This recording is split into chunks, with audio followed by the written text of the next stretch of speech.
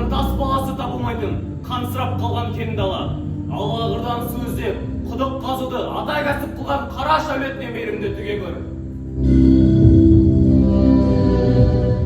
Байсалбайдың құдық қазу қалқасын дәл осы арада ернек шынын оқша болатқан тастарынан қазатын болдым. Бірақ бұл құпиямды жан баласын әлі шепкен емеспін. Ойлағанымдай болса, бұл құдық Аллағырдың үстіндегі ең терең шыңырау аттанбақ.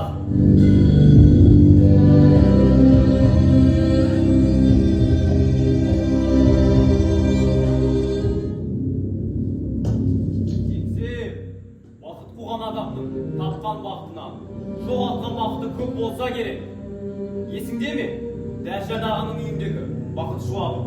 Ол ағалықтан, адамға жақсы жасаудан, қанаттықтан туған бақыт болатын.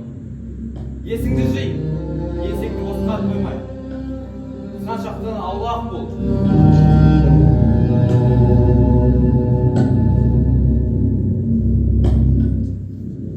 Жоқ, мен қазған шыңырау. Алақырдағы ең терең шыңырау адамға. Қалпақ қазған шыңырау 130 адамға жетсе. Мен қазған шыңырау 200 адамға жетеді. Ха-ха-ха-ха-ха!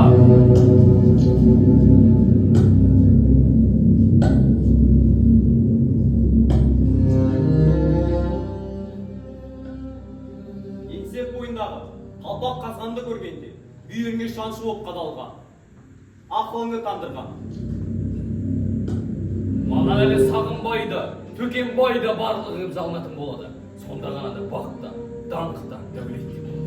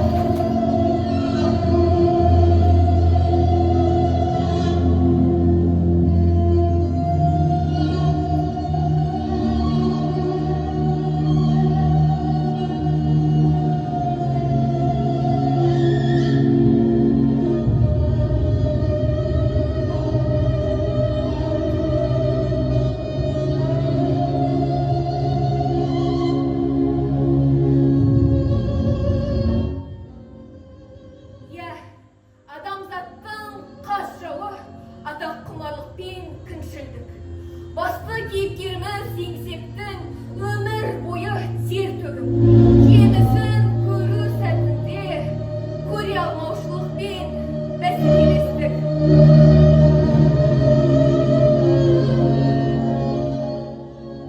Артында өзі армандағандай еңсеп қазған емес, еңсеп өлген деген атпен үстірттің үстіндегі ең терең, ең мол шыңырау қалды.